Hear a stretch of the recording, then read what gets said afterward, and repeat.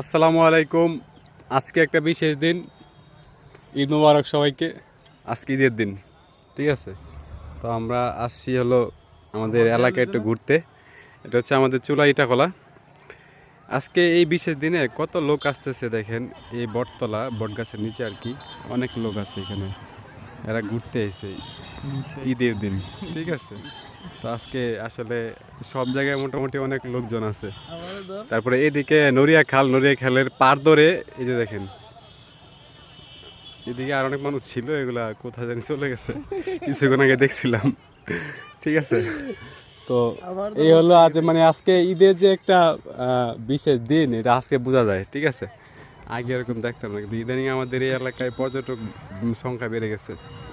যাই হোক, এটা হচ্ছে আমাদের ইকবাল ফরাজির বাস। এটা গতকালকে এসে নামাইছে এলাকা রোডে আনছে আর কি, ঠিক আছে, এলাকার জনগণদের সাহায্য করার জন্য।